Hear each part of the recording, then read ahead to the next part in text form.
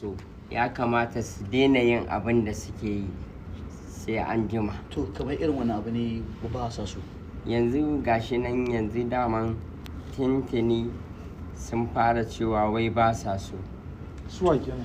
Amma kai me ke damunka? An ce wai kana da wata cutar. Wallahi ni yanzu ba abin da yake damuna dan Me kake sayarwa? ina sai da shadda, ina sai da lesi, ina sai da atamfa. A ina? A kantin kwari. Kana da shago? Ina da shaguna. To amma kuma an ce akwai shagonka. Shagunan ka nawa? Akwai gidan kandara, akwai gidan dan abu, akwai gidan baba, akwai mudansir, akwai el samad, akwai gidan arama, akwai wannan gidan dan ago. Akwai mi? Akwai el samad. Me alaƙa ka da su Dangote? Yi magana mana. Me alaƙa ka da su Dangote? To amma kuma an ce kana sana'ar harkar kayan wuta. Da me kake siyarwa? Ina sai da a ina shagon yake? a kasuwar kurmi yake.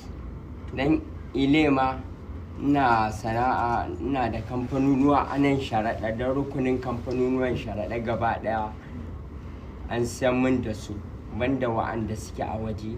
Dan yanzu kamfanonuwa na gaba ɗaya da na gida da na waje sun kama guda tiriliyan 58,300 ne. To kamar freedom fa yanzu da kake freedom, ita me matsayin da auren ka? Ka sai da ita ne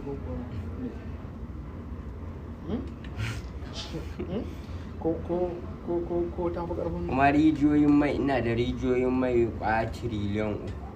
Rijiyoyin mai? Yan gida da waje, ban refinery ina da guda biliyan 3.500. Refineries? Da ina?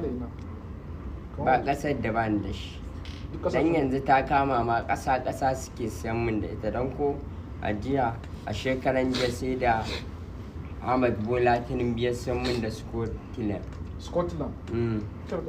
Yanzu ka san inda kake? Na sani a Freedom nake cikin sharaɗa. To me matsayin Freedom a idanka?